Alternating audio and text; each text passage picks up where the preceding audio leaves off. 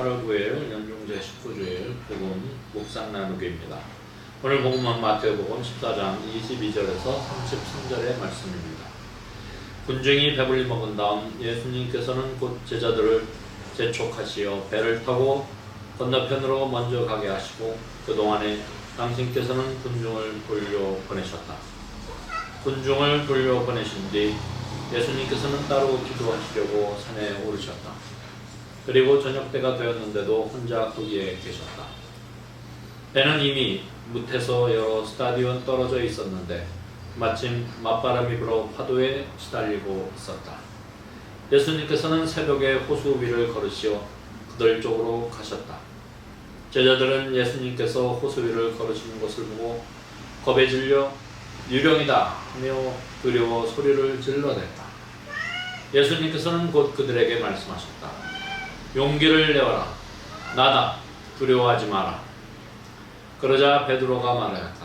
주님, 주님이시거든 저더러 물 위를 걸어오라고 명령하십시오. 예수님께서 오너라 하시자 베드로가 배에서 내려 물 위를 걸어 예수님께 갔다. 그러나 거센 바람을 보고서는 그만 두려워졌다. 그래서 물에 빠져들기 시작하자 주님, 저를 구해주십시오 하고 소리를 질렀다. 예수님께서 곧 손을 내밀어 그를 붙잡으시고 이 믿음이 약한 자야 왜 의심하였느냐 하고 말씀하셨다. 그러고 나서 그들이 배에 오르자 바람이 그쳤다. 그러자 배 안에 있던 사람들이 그분께 엎드려 절하며 스승님은 참으로 하느님의 아드님이십니다 하고 말하였다. 주님의 말씀입니다. 네, 오늘 지난 주일에 이어서 또 오늘도 또 하나의 기적을 일으키시죠. 그래서 이 제자들은 그 예수님을 보시고 무서워서 겁에 질려서 유령이다 이렇게 이제 소리를 치는 것이죠. 그러나 예수님께서는 뭐라고 그러시냐면 용기를 내어라. 나다. 두려워하지 마라. 예, 이 말씀은 사실은 예수님의 가르침 중에 핵심입니다. 핵심. 제가 누차 말씀을 드리지만 이 종교의 핵심은 바로 두려움을 없애는 것. 두려움을 없애는 것이 종교의 핵심입니다. 어떤 종교든. 한번 생각을 해보세요. 우리가 어떤 종교를 믿는다. 물론 이 종교의 목적 이랬을 때 그것을 우리는 종교는 어떤 수단이다 이런 얘기를 하지 않습니다. 종교는 그 자체가 목적이다 이런 표현을 쓰는데 그러나 이제 수단으로 생각한다면 힘들 때 의지하는 곳, 또 힘들 때 용기를 주고 또 어떤 진리를 찾아서 향해 갈 수 있도록 도움을 주는 것, 뭐 이런 수단적인 표현이 있는 것이죠. 그런데 종교는 사실은 그 자체가 목적이다. 왜? 우리가 그냥 일반적으로 우리 삶의 목적이 뭐냐라고 했을 때 뭐 어떤 가치 있는 것들을 무수히 많이 얘기할 수 있지만 쉽게 얘기하면 행복하게 사는 것. 우리 행복하게 살려고 사실은 이 모든 것들을 행하는 것이죠. 꼭 종교가 아니더라도 일을 통해서 이 사회에 어떤 봉사를 한다. 또 아니면 그 자체로 어떤 봉사할 일거리를 찾는다. 등등등등.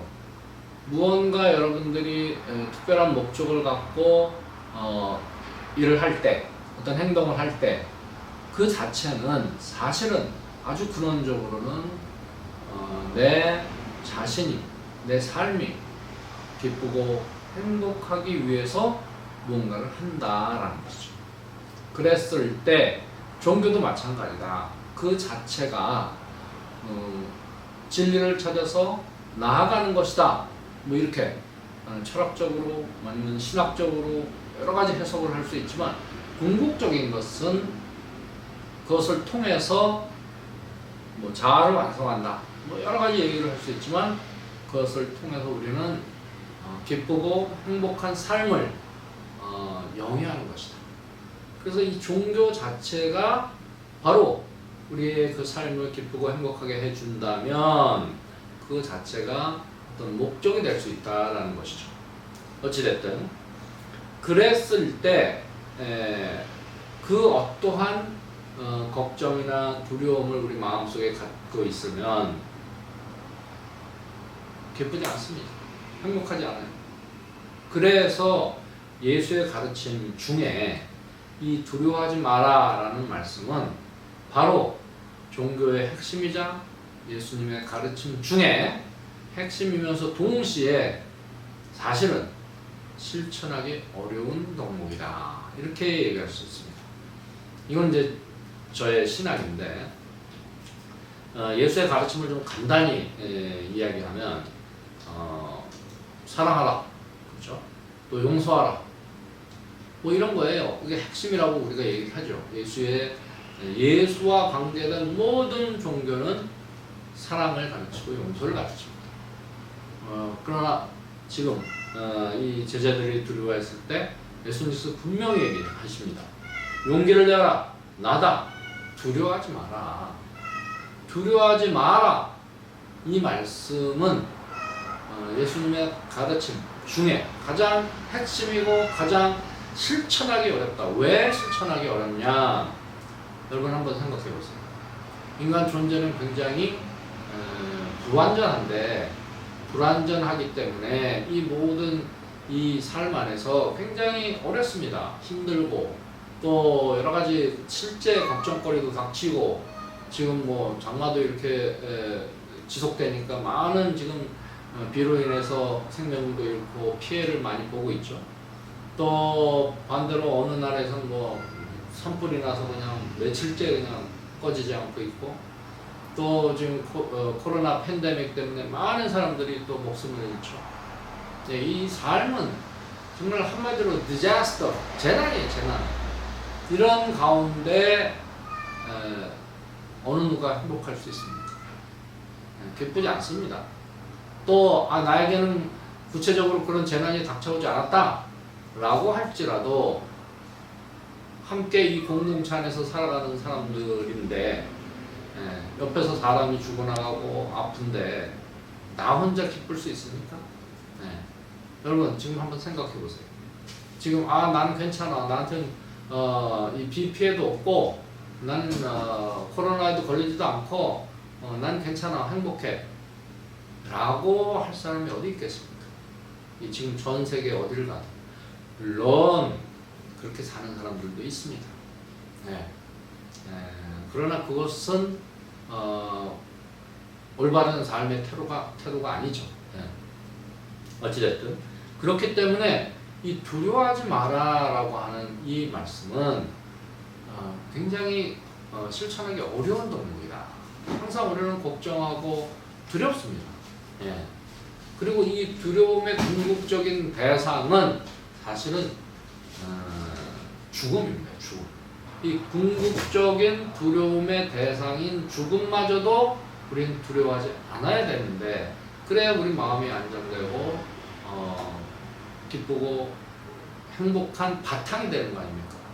마음속에 전전긍긍하고 어떤 걱정거리가 있고 뭔가 두렵고 이러면 그 안에서 무슨 기쁨이 있고 무슨 행복이 있습니까? 그렇죠? 그러니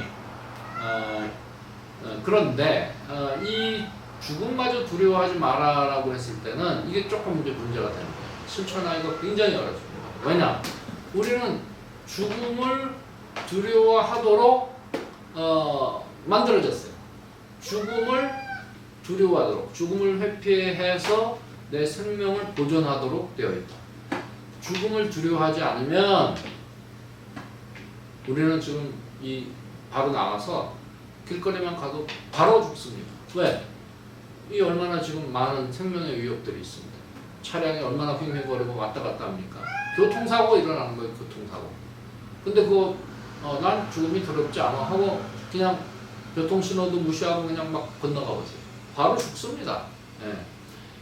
죽음을 두려워하지 않으면 죽게 되겠다. 그러니까 죽음을 두려워하지 않으면 죽는다라는 것이죠. 자, 그래서 우리는 이 예수님의 가르침은 굉장히 중요한 핵심이지만 실천하기 굉장히 어렵다. 왜? 우리가 창조될 때 이미 죽음을 회피하고 두려워하도록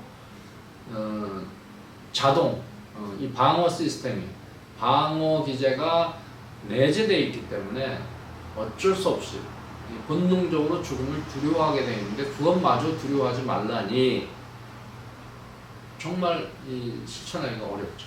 그러나 제가 이 부활을 설명하면서 누차 말씀을 많이 드렸지만 이 부활 신앙으로서 죽음을 넘어서는 죽음마저 두려워하지 않을 그런 근거를 마련해 주셨다라는 겁니다. 우리는 죽음은 다시 부활할 것이기 때문에 죽음도 두려워할 필요가 없다는 것입니다. 그래서 이 두려워하지 말아라고 하는 가르침은 이 종교의 핵심이다. 그렇기 때문에 오늘 이 말씀은 대단히 중요한 말씀입니다. 신앙, 종교, 어떤 분야를 막론하고 우리가 삶을 살아가는 데 있어서 그 어떤 걱정도 그 어떤 두려움도 갖지 말고 정말 우리가 해야 할 바, 우리가 나아갈 바를 꿋꿋하게 나아가면 된다. 그랬을 때 그 안에서 우리는 기쁘고 진정으로 행복한 어떤 삶을 영위해 나갈 수 있다라는 것입니다. 그러니까 오늘 용기를 내라 나다 두려워하지 마라 이 말씀은 예수님의 가르침 중에 가장 실천하기 어려운 덕목이다 라고 하는 것입니다. 일단 왜냐하면 예수님의 가르침 핵심은 사랑하라 용서하라 이거 아닙니까? 근데 그것도 사실은 굉장히 실천하기 어렵습니다. 왜냐? 사랑도 용서도 죽음이기 때문에 그렇습니다. 여러분 우리 사랑이 뭡니까? 라고 하면 어떤 답을 하시겠습니까? 사랑은 눈물의 씨앗입니까? 네. 사랑은 사실은 뭐 희생이다 뭐 여러 가지 표현들이 많을 거예요. 나름대로 많은 사람들이 사랑에 대해서 정의를 내릴 수가 있습니다. 그러나 궁극적으로 봤을 때 사랑은 나의 모든 것을 다 무조건적으로 내어주는 것입니다. 그러면 내 생명마저도 내어줘야죠. 또 용서도 죽음이에요. 나만 잘났고 네가 잘못했으니 네가 용서를 청해야지 내가 왜 용서를 청해? 절대 그렇지 않습니다. 내가 한 발짝 죽고 그래야 나도 잘못했고 그래서 용서를 청해야 용서를 청하는 그런 마음이 있어야 내가 가서 용서를 해줄 수 있다.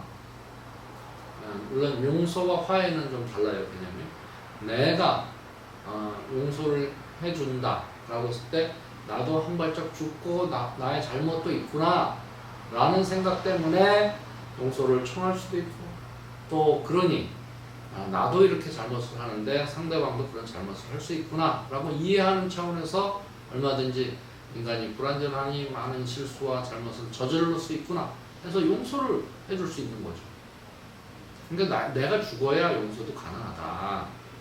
용서와 사랑은 둘 다 죽음이다. 근데 그 죽음을 두려워하면 아무것도 못한다.